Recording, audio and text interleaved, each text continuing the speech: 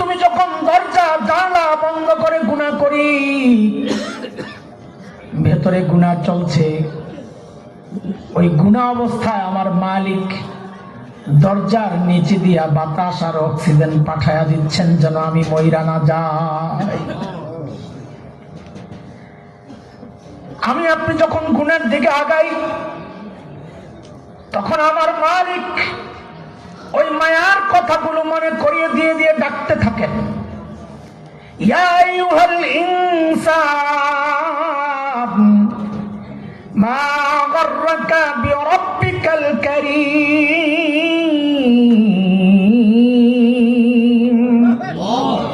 এরে মানুষ, যে কারীম রব তোরে সব দিলেন, এতদিন পর্যন্ত তোরে বাঁচায়া রাখছেন যে কারীম রব, ওই কারীম রবের নাফরমানি তুই কেন করতেছস রে বান্দা? কার কাছ থেকে কি পায়া তুই তোর রব ভুলে গেলি? বল, কে তোকে ধোঁকা দিল? বল তুই। মা গাররাকা বিরাব্বিকাল কারীম।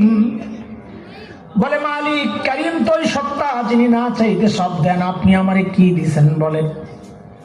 তো আল্লাহ যেন পরের আয়াতি জবাব দিচ্ছেন, রে জালিম, কে দিছি তোর চেহারার দিকে তাকায় দেখ। আল্লাযী খালাকাকা ফাসাওয়াকা ফাআদালাক। আরে জালিম, তোর মতো সুন্দর করে আমি কাউরে বানাই নাই। দেখ কি সুন্দর করে চোখ লাগাইয়া দিস। আমি জানি মাঝে মধ্যে ময়লা পড়বে, তো এই ময়লা পরিষ্কারের জন্য দেখ কি সুন্দর দুইটা ঝাড়ু লাগাইয়া দিছি। আরে জালিম, তুই যখন ঘুমায়া যাস, ওই চোখগুলো অনিরাপদ হয়ে যায়, তো আমি আল্লাহ নিজ দায়িত্বে ওই চোখের উপর দিয়ে একটা ঢাকনা লাগায়া, শাটার লাগায়া ওই চোখটারে নিরাপদ বানায়া দিই। আর তুই কি করস? ওই চোখটা খুইলাই আমার নাফরমানি করা শুরু করস। মা গাররাকা বিরাব্বিকাল কারীম। কার কাছ থেকে কি পায়া তুই আমারে ভুলে গেলি? বল। আলহামদুলিল্লাহি ওয়া কাফা ওয়া সালামুন আলা ইবাদিহিল্লাযীনা ইসতাফা। أما بعد فأعوذ بالله من الشيطان الرجيم. بسم الله الرحمن الرحيم.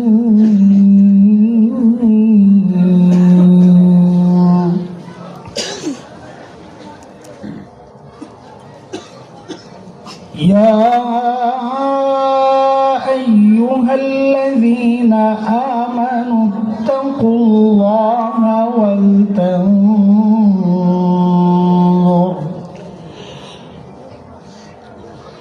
ولتنظر نفس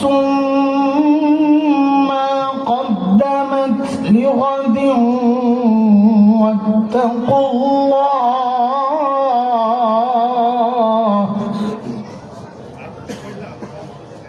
إن الله خبير بما تعملون.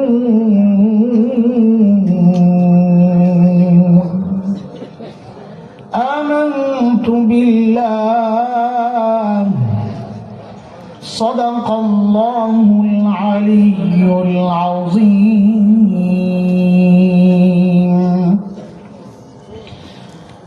মুলনা শিকদার দারুস সুন্নাহ মাদ্রাসা ও এতিমখানা ওলিল্লাহ বোর্ডিং এর উদ্যোগে আয়োজিত আজকের এই তাফসীর ও কোরআন মাহফিলের মুহতারাম সভাপতি, উপস্থিত হযরত উলামায়ে কেরাম, মুরব্বিয়ানে আযম, দূর দূরান্ত থেকে আগত ইসলাম প্রিয় সুধী সমাজ, প্রিয় ছাত্র ভাইয়েরা, যুবক বন্ধুরা, পর্দার আড়ালের মা ও বোন, আল্লাহ সুবহানাহু ওয়া তাআলার অশেষ মেহেরবানি যে মহান মালিক লাখো কোটি মানুষ থেকে বাছাই করে দ্বীনি এই মাহফিলে আমাকে আপনাকে আসার বসার, কিছু কথা বলা ও শোনার তৌফিক দান করেছেন। সেজন্য মহান রবের শুকরিয়া আদায় করি, জবান খুলে প্রাণ খুলে কালিমাতুশ শুকর উচ্চারণ করি, আলহামদুলিল্লাহ। এই কনকনে শীতে এত রাত পর্যন্ত আপনারা দ্বীনের সাথে বসে আছেন, আল্লাহ তাআলা এই ঠান্ডাগুলোকে যেন আমাদের জাহান্নামের আগুন নিবানোর কাজে কবুল করেন। আমিন। আমরা যেন সবাই জাহান্নাম থেকে বেঁচে জান্নাতি হই। আল্লাহ তাআলা আমাদেরকে ওইভাবেই চলার তৌফিক দান করেন। আমিন। কুরআন আল কারীমের সূরাতুল হাশরের একটা ছোট্ট আয়াত আমি তিলাওয়াত করেছি, 18 নম্বর আয়াত। এই আয়াতকে সামনে রেখে আমি আমার নিজের হিদায়াতের উদ্দেশ্যে কিছু কথা আপনাদের সামনে পেশ করব। মূল টার্গেট আমি নিজেই। আমি বিশ্বাস করি এখানে সবচেয়ে বড় রুগী আসামি আমি, আমার চিকিৎসা আগে দরকার। তো চিকিৎসা সবার সামনে করে নাকি, এটা আমাদের বড়দের একটা তরিকা। হাকিম উম্মত মুজাদ্দিদ মিল্লাত হযরত মাওলানা আশরাফ আলী থানভী রাহমাতুল্লাহি আলাইহি বলতেন, আমি যখন আমার মধ্যে কোনো রোগ অনুভব করি তা আমি ওই বিষয়ে, রোগ বলতে আত্মার রোগ, কলবের রোগ, ওই বিষয়ে আমি বেশি বেশি বয়ান করি যেন ওই রোগ আমার থেকে দূর হয়। তো আমিও আপনাদের সামনে কিছু কথা বলবো আমাকে উদ্দেশ্য করি, বাকি এমন ভাবেই বলার চেষ্টা করবো যেন আমার মতো রোগী কেউ থাকলে তার উপকারে আসে। যে আয়াতে কারিমা তিলাওয়াত করেছে, এই আয়াতে আল্লাহ আমাকে আপনাকে বড় মায়া করে একটা ডাক দিয়েছেন, ইয়া আইয়ুহাল্লাযীনা আমানু, ও ঈমানদাররা। এই ডাকটা মালিকের বড় মায়ার ডাক। কুরআন আল কারীমের মধ্যে আল্লাহ ঈমানদারকে দুই ভাবে ডেকেছেন। কোথাও ডেকেছেন ইয়া আইয়ুহাল ইনসান, ইয়া আইয়ুহান নাস, ও মানুষ, এইভাবে। আর কোথাও ডেকেছেন ইয়া আইয়ুহাল্লাযীনা আমানু, ও ঈমানদাররা। হযরত মুফতি শফি রাহমাতুল্লাহি আলাইহি বলেন, এই দুই ডাকের মধ্যে অনেক পার্থক্য। কি পার্থক্য? হযরত বলেন, আমরা আমাদের সন্তানকে ডাকার ক্ষেত্রেও এই পার্থক্যগুলো করি। আমরা আমাদের সন্তানকে দুই ভাবে ডাকি। কখনো নাম ধরে ডাকি, কথার কথা যখন বলি আব্দুল্লাহ, কথার কথা। এভাবে ডাকলে সন্তানের মনের মধ্যে একটা অজানা আশঙ্কা কাজ করে যে বাবা হয়তো রেগে আছেন, ডাকের নমুনে তো ভালো না। আবার কখনো কখনো বাবার সন্তানের যে সম্পর্ক, ওই সম্পর্ক ধরে যখন বাবা ডাক দিয়ে বলেন আব্বু, তখন সন্তান বুঝে আমার বাবা আমাকে মায়া করে ডাকতেছে। ঠিক আল্লাহ তাআলা যখন ডাকেন ও মানুষ, আল্লাহ যেন নাম ধরে ডাকলেন, হয়তো রেগে আছে, কিন্তু যখন আল্লাহর সাথে ঈমানদার বান্দার যে সম্পর্ক, ওই সম্পর্ক ধরে যখন আল্লাহ ডাক দিয়ে বলেন ও ঈমানদারেরা, তখন বুঝে নেওয়া আমার মালিক আমাকে বড় মায়া করে ডাক দিয়েছেন। আমি যে আয়াতে কারিমা তিলাওয়াত করেছি, ওই আয়াতে আল্লাহ বড় মায়া করে ডাক দিয়ে কি বলেন? আল্লাহ দুইটা হুকুম করেছেন। কয় হুকুম বলেন তো একটু? আমার সাথে একটু কথাবার্তা বলা লাগবে, পারবেন না ইনশাআল্লাহ? আল্লাহ কয়টা হুকুম করেছেন আয়াতে? দুইটা।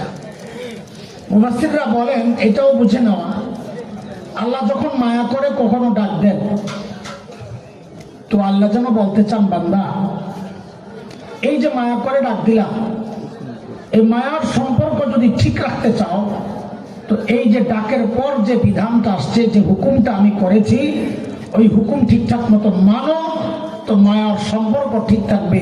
মানবা না তো সম্পর্ক ছিন্ন হবে।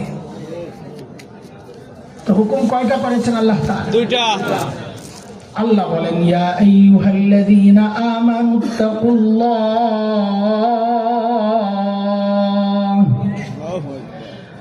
ওয়ালতানজুর নাফসুম মা কদ্দামাত লিগাদিন ওয়াত্তাকুল্লাহ।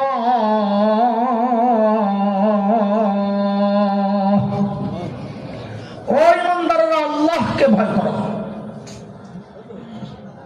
ওয়ালতানজুর নাফসুম মা কদ্দামাত লিগাদ, প্রত্যেকটা মানুষের উচিত তার আখিরাত নিয়ে চিন্তা করা। আমার আখিরাতের পুঁজি কি, কামাই কি, সম্বল কি, আমি তো আমার মালিকের সামনে দাঁড়াবো, কি নিয়ে দাঁড়াবো? ঠিক এই চিন্তা শুধু শ্রোতারা করবে, বক্তারা সবাই মুসল্লি করবে ইমামবাদ, মুরিদরা করবে পীর সাহেববাদ না। আল্লাহ বলেন এই চিন্তাটা প্রত্যেকটা মানুষের করা উচিত। দুইটা কথা খুব খেয়াল করি। সময় আপনাদের যেহেতু অনেক শীত পড়ছে, কষ্ট বেশি হবে, আমরা চেষ্টা করব অল্প সময়ের মধ্যে অনেক কথা বলার জন্য। এই জন্য মনোযোগ লাগবে ইনশাআল্লাহ। দুইটা কথা, মাত্র দুইটা কথা। এক হচ্ছে আল্লাহকে ভয় করো, আর আখিরাতের পুঁজি বাড়ানো, বাস। আল্লাহকে ভয় করো মানে কি? আল্লাহরে ভয় পাই, আল্লাহরে ভয় পাই, এটা মানি? বলেন। আল্লাহকে ভয় করো মানে হচ্ছে আল্লাহর ভয়ে আল্লাহর সামনে দাঁড়াতে হবে। ওই ভয়ে তুমি গুনাহ ছেড়ে দাও। ঠিক কি ছেড়ে দাও? দাও। ছাড়বো তো ইনশাআল্লাহ। আচ্ছা দেখি তো কে কে ছাড়বো ইনশাআল্লাহ তাআলা। হাত নামান তাড়াতাড়ি নামান, লেখা ফেলবে চেষ্টা। এই যে একটা অবস্থা আমাদের, এই আসামি আমরাও মাহফিলে বসলে, বড়দের সামনে বসলে মনে একেবারে ভালো হয়ে যাবো, আর কিছু করবো না। কিন্তু মাহফিল থেকে বাসায় যাওয়ার আগে নতুন পরিকল্পনা সাজাইয়া ফেলি। যে 3 ঘন্টা মাহফিলে ছিলাম, এই 3 ঘন্টা কি কি কাম করবো, বাসায় যাইয়া ওই কাজা কাফারা সুদ্ধা ফেসবুকে আদায় করে। ঠিক কেন এমনটা হয়? দিল কেন পরিবর্তন হয়ে যায়? দিনই পরিবেশে থাকলে একরকম থাকে, বাইরে গেলে আরেক রকম হয়। কেন? একটা মৌলিক কারণ হচ্ছে আমি আমার রবকে সবসময় আমার দিল আর দিমাগের মধ্যে বসাইতে পারি নাই যে আল্লাহ হাজির নাজির, আমি কি করতেছি সব আমার রব দেখতেছেন, জানতেছেন। ঠিক এটার মূল কারণ এটা। দেখেন, একজন অপরাধী যখন অনেক অপরাধ করে, যখন সে যখন রোজা রাখে, খুব সূক্ষ্ম হিসাব, সে যখন রোজা রাখে সেও গোপনে কিছু খায় না। কেন খায় না? কেন খায় না? সে চিন্তা করে কেউ না দেখলে কি হয়েছে, যার জন্য রোজা রাখছে সে আল্লাহ তো দেখতেছে। ঠিক এই চিন্তাটাই মানুষকে গুনাহ থেকে আটকায় দেয়, আর কিচ্ছু না। এখন এই চিন্তাটা আমার দিল আর দিমাগের মধ্যে কেমনে বসাবো? এটার জন্য আমাদের বড়রা কোরআন আল কারীমের কিছু আয়াত এনে আমাদেরকে বুঝাইছেন, আমিও আপনাদেরকে বুঝাইয়া চাই। গুনাহ ছাড়ার জন্য এই চিন্তাগুলো দিল আর দিমাগের মধ্যে বসাই। এখন তো গুনাহ ছাড়া কষ্ট হয়, দিল আর দিমাগের মধ্যে এই কথাগুলো বসাইতে পারলে তখন গুনাহ ছাড়া না, তখন গুনাহ করাটা কষ্ট হয়ে যাবে ইনশাআল্লাহ। তো আমাকে আপনারা কিছু কথার জবাব দিবেন, কথাবার্তা বলতে পারবেন না একটু? ইনশাআল্লাহ কষ্ট দিব না। আমি চেষ্টা করবো খুব সুন্দর অল্প সময়ের মধ্যে গুছাইয়া দিতে আপনাদেরকে। বলেন তো, আচ্ছা বলার আগে আমি একটা জিনিস আপনাদেরকে বলে নিই। একজন মানুষ কখন গুনাহ করে জানেন? দুইটা বিষয় তাকে গুনাহ করতে উৎসাহিত করে। কয়টা? দুইটা বিষয়। এক নম্বর একাকিত্ব। কি একাকিত্ব বুঝেন?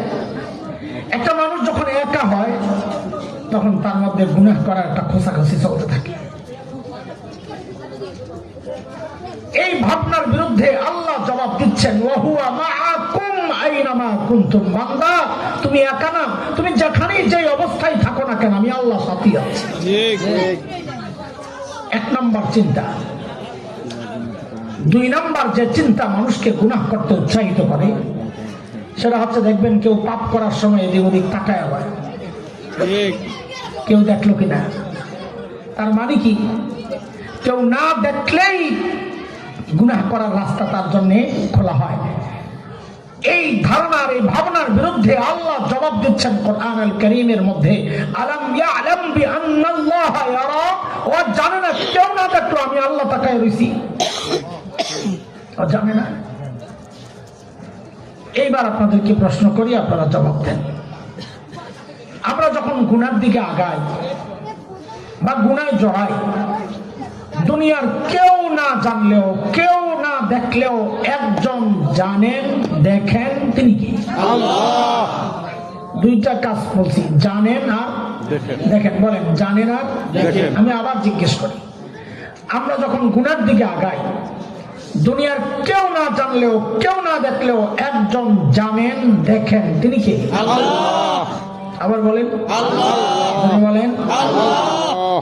কথা সহি, এটাই জবাব। তবে শব্দ একটু চেঞ্জ করো। আমরা এই জায়গায় আল্লাহ না বলে এই প্রসঙ্গে কোরআন আল কারীমের যে আয়াতটা আমি আনতে চাই প্রমাণ হিসেবে, ওই আয়াত আল্লাহ নিজের যে পরিচয়টা দিয়েছেন, যে নামটা আল্লাহ বলেছেন, আমরা ওই নামটা বলবো। বলেন আমার সাথে, রব্বে কারীম। রব্বে কারীম। সবাই বলেন রব্বে কারীম। ওলামাদের কাছে নামটা তো খুব ইজি পরিচিত, সাধারণদের কাছে নামের ব্যবহার খুব কম, এই জন্য কয়েকবার বললে একটু ইজি হবে বলাটা। বলেন রব্বে কারীম। আবার বলেন, আবার বলেন, আবার বলেন। আমি আবার জিজ্ঞেস করি, আপনারা জবাব দেন। আমরা যখন গুনায় জড়াই বা গুনার দিকে আগাই, দুনিয়ার কেউ না জানলেও কেউ না দেখলেও একজন জানেন দেখেন তিনি কি? রব্বে কারীম। আবার বলেন রব্বে কারীম। মাশাআল্লাহ। দুইটা কথা বলছি, জানেন আর দেখেন। বলেন জানেন আর দেখেন। বলেন, আবার বলেন তো, জানেন আর দেখেন। আপনাদের মনে আছে কিনা, ছোটবেলায় আমরা যখন কোনো দুষ্টামি করতাম, তো মুরব্বীরা পেছন থেকে আর ধমক দিয়া সতর্ক করতেন, আয় এরকম করো, হবে না, বলতাম কিনা? ঠিক। ঠিক আল্লাহ তাআলাও আমাদের প্রত্যেকটা গুনার সময় পেছন থেকে ডাকেন। তাহলে তিনটা হলো বিষয়, জানেন দেখেন ডাকেন। বলেন জানেন দেখেন বলেন। এই অনুভূতিগুলো বসাবেন দিলের মধ্যে। এই যে গুনার দিকে আগাইতেছি, আল্লাহ কিন্তু জানেন আমি কি করতেছি। বলেন জানেন, এরপরে এরপরে ডাকেন। জানেন দেখেন ডাকেন। বলেন জানেন জানেন দেখেন ডাকেন। কি বলে ডাকেন? জানেন তো, এটা আগে আয়াত পড়ছি, আল্লাহ বলেছেন আলাম ইয়ালাম বিআন্নাল্লাহা ইয়ারা, জানেন আমি তাকায় আছি। তো দেখেন আল্লাহ তাআলা কি বলে ডাকেন, সেটা আম্মা পারা, কোরআন শরীফের যে শেষ পারা, 30 নম্বর পারা, ওই পারার একটা সূরা আছে, সূরাতুল ইনফিতার, 5 নম্বর সূরা। ওই সূরার 6, 7, 8 নম্বর আয়াতগুলোতে আল্লাহ বলেছেন কি বলে আল্লাহ ডাকেন। আল্লাহ নিজেই বলতেছেন, ইয়া আইয়ুহাল ইনসান মা গররাকা বিরাব্বিকাল কারীম। আল্লাহু আকবার। আমি আপনি যখনই গুনাহের দিকে আগাই না, রব্বে কারীম তখন ডাকতে থাকেন, এই আমার বান্দা, মা গররাকা বিরাব্বিকাল কারীম।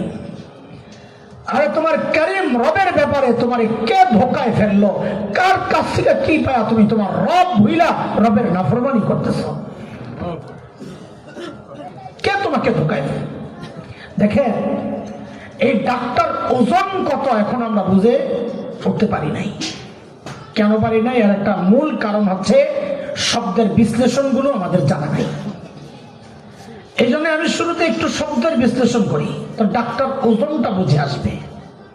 দুইটা শব্দ বলেন তো আবার আমাদেরকে, কে দেখেন? রব্বে কারীম। জানেন দেখেন আর কি করেন? ডাকেন। ডাকেন। তিনি কে? রব্বে কারীম। আল্লাহ না, কি বলছে? রব্বে বলেন কারীম। সবাই। রব্বে কারীম। এখানে দুইটা শব্দ, একটা রব আর একটা করিম। বলেন করিম আর রব। বলেন করিম আর রব। আরবিতে করিম কাকে বলে, রব কাকে বলে, এটা যদি একটু বুঝতে পারেন তো ডাকের ওজনটা বুঝবেন। আরবিতে করিম বলে ওই দাতাকে যিনি না চাইতে দেন। সুবহানাল্লাহ। বলেন তো এই চোখটা চায়া পাইছি না না চায়া? না চায়া। কান চায়া পাইছি না না চায়া? না চায়া। বলেন আমার শরীরের কোন অঙ্গটা চায়া পাইছি? সব না। বলেন বলেন। সব না চাইতে যেই মহান সত্তা আমাকে দিয়েছেন তাকে কি বলে? রব্বে কারীম। একটা কারীম। করিম বলে। কি বলে? কি বলে? কারীম। আচ্ছা যখন দিয়েছেন যেই সাইজ ছিল, এখনো কি ওই সাইজ না বড় হয়েছে? বড়। হাতটা এই বড়টা যিনি করছেন তাকে বলে রব। তাকে বলে লালন পালন যিনি করেছেন তাকে কি বলে? দুইটা মিলে কি হলো? রব্বে কারীম। বলেন দুইটা মিলে কি হলো? রব্বে কারীম। ডাক্তার ওজনটা বোঝার জন্য একটা উদাহরণ বুঝেন, তাহলে আরো ক্লিয়ার হবে। আচ্ছা বলেন তো, আল্লাহ ছাড়া, রসুল ছাড়া দুনিয়ায় আমাদেরকে সবচাইতে বেশি ভালোবাসেন কে বলেন তো? হ্যাঁ, একজনের কথা বলেন। মা বাবা তো দুইজন হয়ে গেল, একজন বলেন সবচেয়ে বেশি কে? কে? না শাশুড়ি? হ্যাঁ, শাশুড়িও ভালোবাসে, কিন্তু শাশুড়ি ভালোবাসেন যতটুকু দেখান তার চেয়ে বেশি। ঠিক। আর মা দেখান কম, ভালোবাসেন বেশি। ঠিক কিনা বলেন? শাশুড়ি যে কত ভালোবাসে, শাশুড়ির মাইয়াটারে ছাড়া দিয়া দেওয়া হয়, পরের দিন কি করে? আর তোমার মারে তুমি আজীবন ছাড়া দিয়া যাইবা গা, জীবনের শেষ দিনও যদি আইসা খালি মা বলে একটা ডাক দাও, দৌড়ে জড়াইয়া ধরবে। ঠিক। এর নাম কি? মার পরিচয় যে আল্লাহ কত দরদার, মমতার, মায়ার, ভালোবাসা দিচ্ছেন, তা আল্লাহ ছাড়া দুনিয়ার কেউ বুঝবে না। মা জানেন, আমরা তো বুঝবো না। মা নাই এখন উপলব্ধি করি, যাদের আছে নিজের জান্নাত বানাও। এখন খুব মিস করি মায়ের স্মৃতিগুলো যখন মনে পড়ে। এই যে মাহফিল শেষে বাসায় যাব, গভীর রাতে তো ঢুকবো যায়া, তো খুব মনে পড়ে, আরে মা যখন ছিলেন তখন কি অবস্থা ছিল। যখন বাসায় যেতাম, আমার বাসা ছিল তখন 9 তলা, আমার মা যখন ছিলেন, রাস্তা দিয়ে যখন গাড়িটা ঢুকতো আমার বাসা থেকে পুরো রাস্তাটা দেখা যায়। তো ঢুকার সাথে সাথেই গাড়ির জানালার কাছে মাথা নিয়ে উপরের দিকে তাকাতাম, কেন মন ডাকতো ওই জানালার কাছে কেউ একজন লাইট নিবাইয়া পর্দা ফাঁক করে তাকাইয়া নিচের দিকে দাঁড়ায় আছে অপেক্ষা। মন ডাকতো। দরজা খুলে যখন ভেতরে ঢুকতাম তো কি দেখতাম? বাচ্চারা ঘুমাইতেছে, বউ ঘুমাইতেছে, ঘুমাবে, ঘুমের টাইমে ঘুমাবে, এটাই তো স্বাভাবিক। কিন্তু প্রায় সময় যায়া সবাইরে ঘুমে পাইলেও একজনকে সজাগ পাইতাম, তিনি ছিলেন মা। ঘুম নাই, কখনো যায়া পাইতাম অস্থির পায়চারি করতেছেন, কখনো পাইতাম যায় নামাজে বৈশা মনের ধরে কান্না করতেছেন। তো মাঝে মধ্যে যায়া মারে জড়ায়া ধরতাম, মা আপনি ঘুমান না? তো কি বলতেন মা? বাবারে বাহিরে যতক্ষণ তুমি থাকো ঘুম তো আমার আসে না। এর নাম মা। আমি আমার বাচ্চাদেরকে বলি মাঝে মধ্যে, মা চিনো ওই যে আম্মু হয় না, দুনিয়ায় একমাত্র মানুষ ঘরে খাবার যা আছে, মা যদি মনে করেন ওখান থেকে আমি যদি একটু খাই আমার বাচ্চারা পেট পরে খেতে পারবে না, দুনিয়ায় এইরকম মানুষ আর কেউ নাই মা ছাড়া। যে ওই সময় মা একটা অভিনয় করবেন, বাচ্চাদেরকে বলবেন আম্মুর ক্ষুধা নাই, বমি বমি লাগতেছে, আম্মু খাবো না, তোমরা খাইয়া দাও। আজীবন এই স্যাক্রিফাইস যে মানুষটা করেছেন তার নাম মা। মা। আল্লাহ, ওই জন্যই তো ওলামারা কিছু মাসআলা মা আর বাবার আলাদা করছে।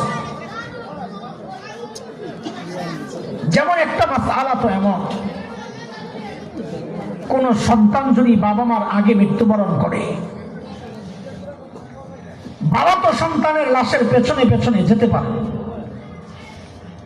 বাবা সন্তানের কবরেও নামতে পারে। কেন? বাবার কলিজায় কি মায়া দয়া নাই? আছে।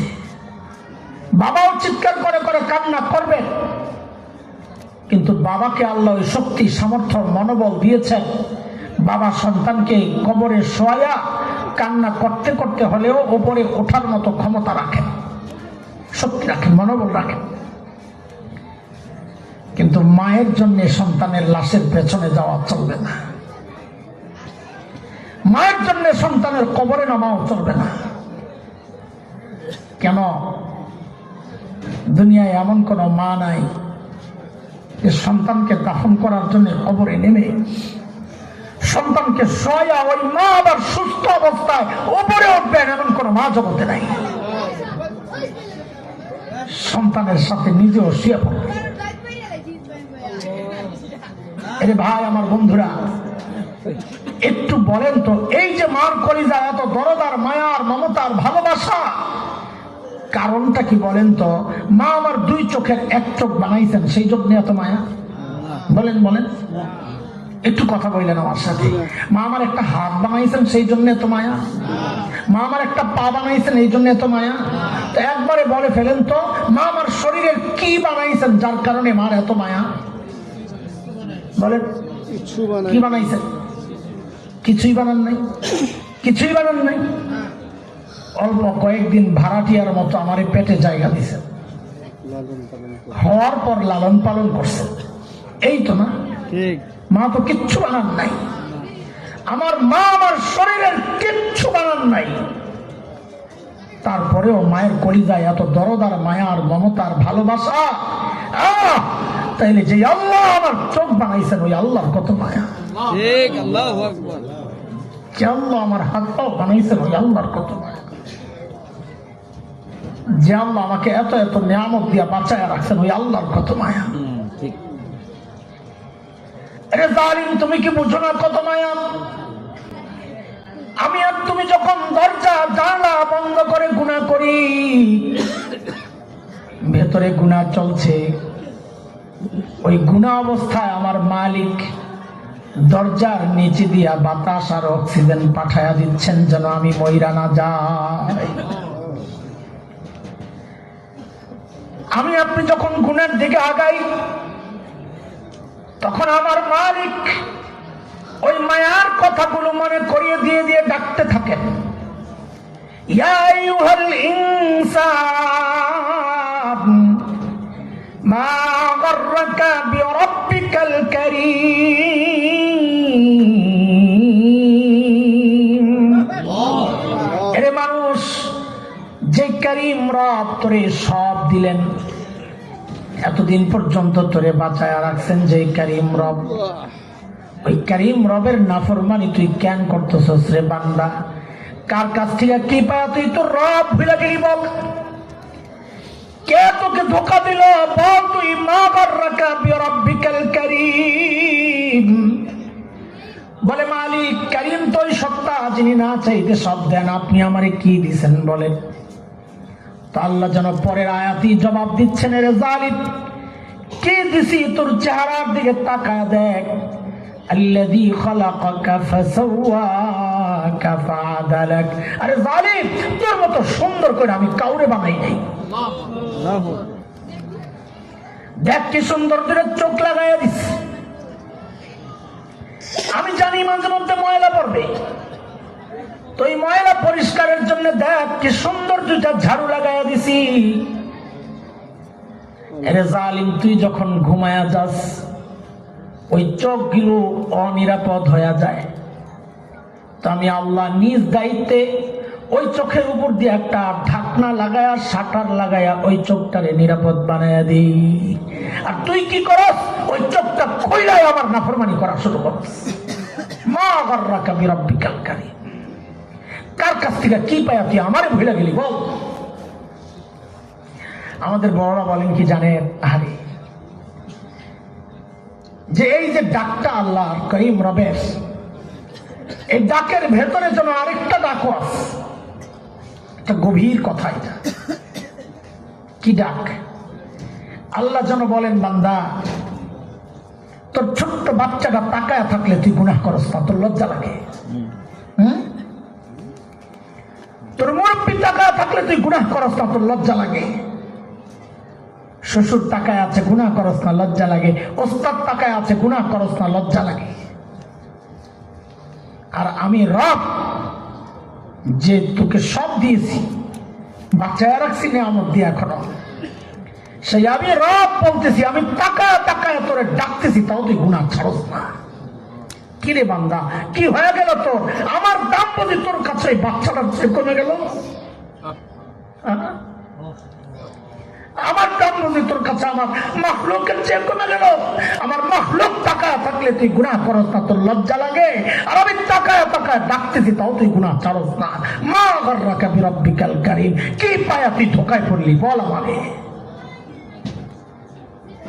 ভাইও, আমাদের প্রত্যেকটা গুনার সময় আমার রব আমাকে এইভাবে পেছন থেকে ডাকতে থাকে। এই অনুভূতিটা দিল আর দিমাগের মধ্যে যে কেউ যদি বসায় নিতে পারে, সে গুনাহ করতে গেলেই তো মালিকের ডাকের আওয়াজ পাইবা, আরে আমি যে গুনাহ করতে যাইতেছি, যেই চোখ দিয়ে গুনাহ করতেছি, ওই চোখ যিনি দিচ্ছেন তিনি ডাকতেছেন। যে কান দিয়ে গুনাহ করতেছি, ওই কানের মালিক ডাকরে বলছেন, রে বান্দা, যে কান দিয়ে তুই গুনাহ করতেছস, গান শুনতেছস, ওই কান কিন্তু তোর গায়ক গায়িকা দেয় নাই, আমি কারীম দিছি, না চাইতে দিছি। আর যে হাত দিয়ে ধরতেছস, ওই হাতটা আমার। যে পাও দিয়ে চলতেছস, ওই পাও আমার। আরে জালিম, যে জমিনের উপর দাঁড়ায় আছস, ওই জমিনটাও তো আমার। একজন মানুষ যদি দিল আর দিমাগের মধ্যে ডাক্তারে বসাইতে পারে, আমি দায়িত্ব নিয়ে বলছি, এখন তো গুনাহ ছাড়া কঠিন, তখন গুনাহ ছাড়া কঠিন হবে না, তখন গুনাহ করাটা কঠিন হয়ে যাবে, ইনশাআল্লাহ কঠিন হয়ে যাবে। প্র্যাকটিস করে দেখেন না। আল্লাহর হুকুম এটা, আল্লাহকে ভয় করতে হবে, গুনাহ ছাড়তে। গুনাহ ছাড়ো, আল্লাহকে ভয় করো, গুনাহ ছাড়ো। আল্লাহর ভয়ে যদি কেউ গুনাহ ছাড়ে, তো আল্লাহর ওয়াদা আমি তার জান্নাত দিয়ে দেব। وأما من خاف مقام ربه ونهى النفس عن الهوى فإن الجنة هي المأوى। আল্লাহর ভয়ে যদি কেউ গুনাহ ছেড়ে দেয়, আল্লাহ বলেন তার একমাত্র ঠিকানা হচ্ছে জান্নাত। ইমাম শাফিঈ রহমাতুল্লাহ আলাইহির নাম শুনছেন? কথা বলেন না? আমরা যেমন মাযহাব মানি, যার যার নিয়মের উপর যে মাযহাব তৈরি হয়েছে, তিনি কে? ইমামে আবু হানিফা রাহিমাহুল্লাহ। ওই রকমই একজন বড় ইমামের নাম হচ্ছে ইমাম শাফিঈ রহমাতুল্লাহ। হযরতের সময়ে তিনি রাষ্ট্রের প্রধান ছিলেন। হঠাৎ এক মাসআলায় পড়ছে বড় ভেজালে। কি ভেজাল শুনেন। বউয়ের সাথে খালি লাগালাগি, বড়রা এরকমই ঝামেলায় থাকে। বাইরে যায় মাস্তানি করলেও ঘরে যায় ধরা, এমন বহু বড় আছে, জানেননি? মাস্তানি বাইরে, ঘরে গেলে চলে না। তো ওই সময়ের যে রাষ্ট্রের প্রধান, বউ খালি জ্বালায়, কঠিন জ্বালানি জ্বালায়, মানুষের বলতে হতে পারে না সরব। তো বউ সবসময় বকাবকি করে, রূঢ় আচরণ করে, গালাগালি করে, বেড়া খুব সবর করে। একদিন বউ জিদ দিয়ে বইলেই ফেলছে, দূর জাহান্নামী যা আমার সামনে থেকে। এখন বেড়ায় লাগছে খুব কষ্ট, আমার গালি দে যাই করস, খারাপ আচরণ করস, আমার তুই জাহান্নামী করলি। তো তালাক দিয়া দিছি। কি বইলা? যে জাহান্নামে যদি যায় আর তুমি যদি জান্নাতি হও, তো তোমার লগে তার আমার আর দেখা হবে না, তো দুনিয়া একখানে দেখা লাভ কি? যাও, আমি যদি জাহান্নামী হই তো তুমি 3 তালাক। বউরে 3 তালাক দিছি। কি কইয়া কত? আমি যদি জাহান্নামী হই, এটা হলো মূল জিনিস, এটা মনে রাখতে রেজাল্ট লাগবো। আমি যদি জাহান্নামী হই তো তুমি জান্নাতি, আখিরাতে তার দেখা হইব না, তো দুনিয়া একখানে দেখা লাভ কি? এখনই বিচ্ছিন্ন হয়ে যাও। যাও, আমি যদি জাহান্নামী হই তোমার তালাক 3টা। এখন তো মাসালা লাগছে, পেশ তালাক হয়েছে কি হয় নাই? কেন? হ্যাঁ, জাহান্নামী না জান্নাতি আল্লাহ ছাড়া কে জানে? বুঝছেন নি রেজাল্টটা? যেই হুজুরের কাছে মাসালা লয়া যায়, হুজুর কা হ্যাঁ জান্নাতি না জাহান্নামী, আমি কেমনে কমো? জানলে না কমো যে তালাক হয়েছে না হয় নাই? হ্যাঁ, তো কইছে যদি আমি জাহান্নামী হই তো তুই তালাক। এখন আমি জাহান্নামী কিনা কে জানে? কথা কন। এই খবর গোটা শহরে চলতেছে, কোন হুজুর ফতুয়া দিতে পারে না। এটা কি ফতুয়া দিই? কেমনে করবো? তালাক হয়েছে না হয় নাই? কি একটা বিপদ কম তো দেখি। মাসালা ঘুরতে ঘুরতে ঘুরতে ঘুরতে গেছে ইমামে শাফিঈর কাছে, ওই সময়ের সবচেয়ে বড় আলেম। হুজুর, বড় বিপদে পড়ছি, সমাধান দেন। বলে কি? বলে আমি তালাক দিছি এমনি, যদি আমি জাহান্নামী হই তো তুমি তালাক। এখন তালাক হয়েছে কি হয় নাই? আমি জাহান্নামী হইলে তালাক হবে, না হইলে হবে না। কোনটা? ইমাম শাফিঈ তো আর আমাদের মতো এরকম ঠুনকু কোনো আলেম না, বিচক্ষণ মানুষ। আস্তে রাজারে ডাক দিয়ে জিজ্ঞেস করতেছে, আপনার জীবনে এমন কোনো ঘটনা ঘটছে যে আপনি গুনাহ করতে পারতেন, সুযোগ ছিল, কিন্তু আল্লাহর ডরে গুনাহ অবস্থায় আপনি সরে গেছেন, আল্লাহর ডরে গুনাহটা করেন নাই, এমন কোন ঘটনা ঘটছে আপনার জীবনে? তো বাচ্চা মনে করে কয়, হ্যাঁ একটা ঘটনা আছে। কি? আমি একদিন অসময়ে বাসায় চলে গেছিলাম, অফিস টাইম, যেই টাইমে আমি ঘরে যাই না, ঘর বলতে ওদের যে বালাখানা আর কি। হঠাৎ চলে গেছি, কাজের একটা মেয়ে ছিল আমার ঘরে, যুবতী সুন্দরী। আমি যখন ঘরে থাকি না, ও আমার রুমে আইসা রুম পরিষ্কার করে। ও জানে এই টাইমে আমি বাসায় যাব না, ওই রুমে ঢুকে পরিষ্কার করতেছিল। আমি রুমে ঢুকায় ওরে দেখে আমার মনের মধ্যে একটা বাজে নিয়ত আসছে আর কি, গুনার নিয়ত আসছে, ইচ্ছা আসছে। তো আমি দরজা লাগাই দিচ্ছি। মেয়েটা ছিল নেককার, কাজের মেয়ে নেককার ছিল। ও যেই দেখছে বাদশার দরজা লাগাই দিছে, বাদশার মনোভাব বুঝে গেছে, বাচ্চার নিয়ত ভালো না। তখন মেয়েটা শুধু বলছে, ইয়া মালিক ইত্তাকিল্লাহ, ও আমার বাচ্চা, ক্ষমতা আছে গুনাহ করবেন, আল্লাহকে ভয় করুন। কি বলেছে? ইয়া মালিক ইত্তাকিল্লাহ, আল্লাহকে ভয় করুন। তো বাচ্চা বলে, হযরত ওই মেয়েটার ওই কথাটা আমার খুব ভয় লেগে গেছে। আমি তাড়াতাড়ি দরজা খুলে বুঝতে পাইল, আমি চাইলে, আমি তো বাচ্চা, আমি চাইলে মেয়েটার সাথে অবৈধ সম্পর্ক করতে পারতাম, জেনা করতে পারতাম, জোরপূর্বক হইলেও করতে পারতাম। ও আল্লাহকে ভয় করে বলার সাথে সাথে আমার দিলের মধ্যে ধাক্কা লাগছে।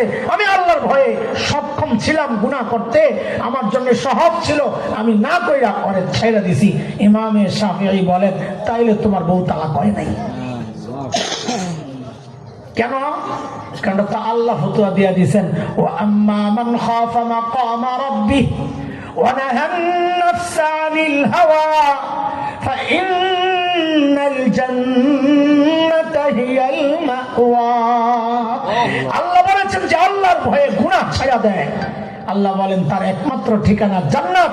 তুমি যেহেতু আল্লাহর ভয়ে গুনাহ করতে সক্ষম ছিলা, তাও করো নাই, তো তোমার ঠিকানা অবশ্যই জান্নাত, যেহেতু তুমি জান্নাতি বউ তালাক হয় নাই।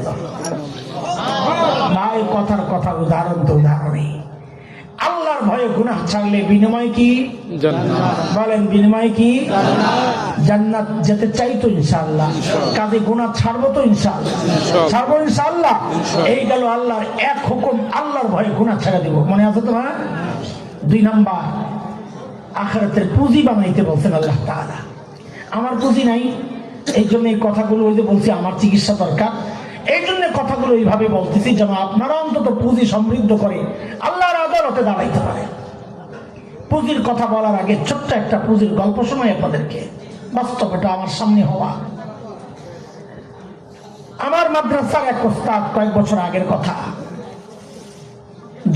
যুবকরা একটু মনোযোগ দিয়ে এই কথাটা তোমরা একটু শোনো, মুরব্বীদেরও কাজে আসবে ইনশাআল্লাহ, বিশেষ করে যুবকরা শুনবে। আমার মাদ্রাসার এক উস্তাদ একদিন আমাকে আমার রুমের মধ্যে ডেকে বলে, ভাই আপনার একটা ভিডিও দেখায় আসে। তো তার মোবাইলে কোন এক আরব দেশের এক টেলিভিশনের একটা প্রোগ্রাম, সাক্ষাৎকার পর্ব, সাক্ষাৎকার দিচ্ছে কে? একটা ছোট্ট বাচ্চা, বয়স বড় জোর 13-14 হবে, 13-14 বছরের বাচ্চার কতুরা। বাচ্চাটা ছিল অন্ধ। অন্ধ মানে কেমন অন্ধ? চোখ বন্ধ অন্ধ না, চোখ ডাবানো, গর্ত অন্ধ। গর্ত আল্লাহ চোখ আছে না কিছু, ভিতরে ডাবানো, ওই রকম। আরবিতে বলে মাকফুফুলাই, একদম ভেতরে দাবানো। উপস্থাপক বাচ্চাটাকে জিজ্ঞেস করছেন, আচ্ছা তোমার যে এই চোখের নিয়ামতটা নাই, তুমি কি এই নিয়ামতটা আল্লাহর কাছে ফেরত চাও? আল্লাহ আমার এই নিয়ামত আমারে ফেরত দাও, এটা চাও? বাচ্চাটা ভাবলে সিন জবাব দিয়ে দিল যে না, আমি এই নিয়ামত ফেরত চাই না। আমি তো ওই যে ভিডিও দেখতেছি, তো বাচ্চার জবাবটা শুনে আমি অবাক হয়ে গেছি। আরে বলে কি, বোকা নাকি? চোখের নিয়ামত ফেরত চাই না, বোকা নাকি? তা আমি তো ভিডিও দেখে অবাক হয়েছি, কিন্তু যিনি সাক্ষাৎকার নিচ্ছেন, উপস্থাপক, সঞ্চালক, পরিচালক, তিনি তো সামনাসামনি বৈশা কথাটা শুনতেছেন, তারপর আরো অনেক বেশি অবাক হওয়ার কথা। তো তিনি অনেক অবাক হয়ে জানতে চাচ্ছেন, লিমাযা, আরে কেন তুমি এই নিয়ামত ফেরত চাও না? কেন চাও? আরে বাচ্চাটার জবাবটা শুই না বুঝছি বোকা ও না, বোকা তো আমি। আল্লাহকে সাক্ষী রেখে আপনাদেরকে বলছি, বাচ্চাটার জবাবটা শুই না আমি সাথে সাথে কান্না করে দিচ্ছি। বললো কি সেটা? দেখেন কি পুঁজি বানাইছে, ওই জন্য পুঁজির কথা বলতেছি। কি পুঁজি বানাইছে দেখেন। বলে কেন চাও না? বাচ্চারা বলে কি জানেন, আমি এটাকে পুঁজি বানাইছি আখিরাতের জন্য।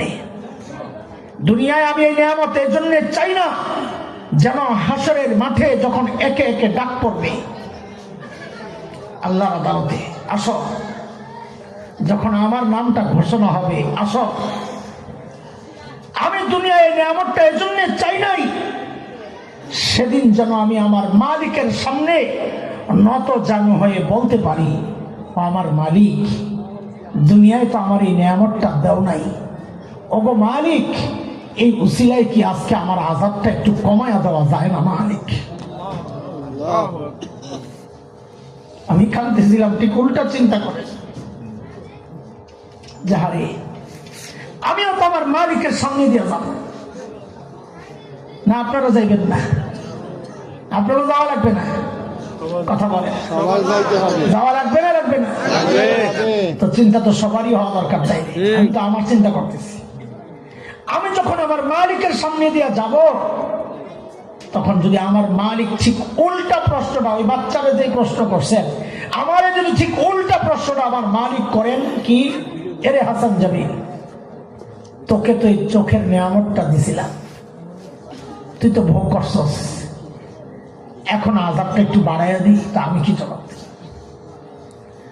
তোকে তো এই জবানের নিয়ামত দিছিলাম, তুই তো ভোগ করছস, খালি ভোগ করস নাই, অপপ্রয়োগও করছস,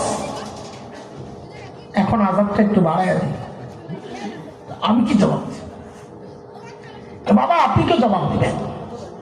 ও যুবক তুমি কি জবাব দিবা? কার এমন কোন পুঁজি আছে যেই পুঁজির ভরসা এবং নিশ্চিন্ত জীবন যাপন করছি? আরে আবু বকরের চেয়ে বেশি পুঁজি হয়ে গেছে নাকি আমাদের? সাইয়েদনা আবু বকরের চেয়ে বেশি পুঁজি কার? সাইয়েদনা ওমরের চেয়ে বেশি পুঁজি কার? অথচ সেই আবু বকর, ওমর, জান্নাতের গ্যারান্টি পাওয়া মানুষগুলো আল্লাহর ভয়ে কেঁদেছেন দূরে গিয়া গিয়া। সাইয়েদনা আবু বকর দূরে যায় কান্না করতেন, কি বলে, ইবনা আবি কুহাফা, এরে আবু কুহাফার ছেলে, তুই মানুষ কেন হইছস রে? আরে তুই মানুষ কেন হইছস? এখন হিসাব কেমনি দিবি? আবু বকর কাঁদতেন। সাইয়েদনা আবু বকর গাছের পাতার দিকে তাকায় তাকায় কাঁদতেন আর বলতেন, ইয়া লাইতানি কুনতু ওয়ারাকা মিনাশ শাজারা তুদাতুকাল, আরে আমি মানুষ না হইয়া যদি গাছের পাতা হইতাম তো জীবজন্তু আমার চাবায়া চাবায়া খায়া ফেলতো, আমার আর হিসাব দেওয়া লাগতো না। আবু বকর কাঁদলেন। ওমর যখন মৃত্যু সজ্জায়, আবু লুলু নামক মাজুসির ছেলে, অগ্নি পূজারীর ছেলে, ফজরের নামাজের সময় বিষাক্ত খঞ্জর দিয়ে যখন পেটে চালায়, হযরত ওমরের নাড়ি বুড়ি বের হয়ে গেছে, বিষের যন্ত্রণায় ওমর বেহুশ মসজিদে নববীর ফ্লোরে শুয়ে রয়েছেন।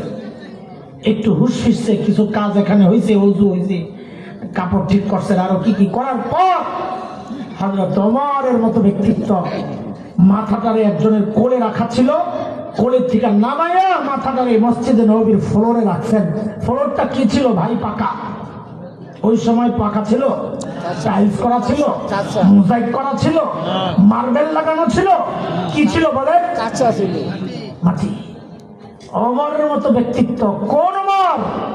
যাকে নবীজি আল্লাহর কাছ থেকে ভিক্ষা করে আনছেন। আল্লাহ ওমরের হেদায়েত চাই, একমাত্র মানুষ আল্লাহর কাছ থেকে যাকে নবীজি চাই আনছেন, আল্লাহ, যার বাড়িটাও নবীজি জান্নাতে দেখে আসছেন, যার সম্পর্কে নবীজি বলেছেন ওমর যে রাস্তায়, শয়তান আর ওই রাস্তায় থাকে না। সেই ওমর জমিনে নিজের মাথাটা রাইখা গালটারে মাটির সাথে ঘষতেছিলেন আর কাঁদতেছিলেন আর বলতেছিলেন, ওয়াইলুল লাকা ইয়া ওমর ইন লাম ইয়াগফির লাকা রাব্বুক। ওমর, তোমার রব যদি তোমারে ক্ষমা না করে, ওমর তোমার জন্য ভয়ঙ্কর বিপদ কিন্তু অপেক্ষা করতেছে।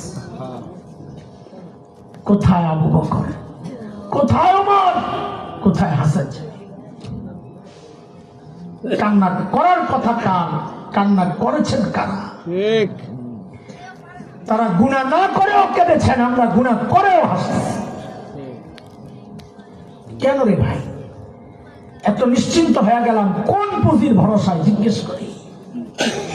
আরে ওমর তো জান্নাতের গ্যারান্টি পাওয়া, আবু বকর তো জান্নাতের গ্যারান্টি পাওয়া, আমাকে আপনাকে কে গ্যারান্টি দিল যে আমাদের মৃত্যুর যন্ত্রণা হবে না? আমাকে আপনাকে কে গ্যারান্টি দিল যে আমাদের কবরের আযাব হবে না? কে গ্যারান্টি দিল যে জাহান্নামের শাস্তি আমার জন্য বরাদ্দ নাই? কে গ্যারান্টি দিল? কোন পুঁজির ভরসা এমন নিশ্চিন্ত জীবন যাপন করছি বলে? চুল পাইকা সাদা হয়ে গেছে, দাড়ি সাদা হয়ে গেছে, এখনো গুনাহ ছাড়তে পারি না। ছাড়বেন কবে জিজ্ঞেস করি? ও বাবা গুনাহ ছাড়বেন কবে জিজ্ঞেস করি? বলেন। এই চুল দাড়ি সাদার মানি জানে? তাহলে আমাদেরকে জিজ্ঞেস করেন মানে কি? হাদিসে পড়ছেন ওনারা।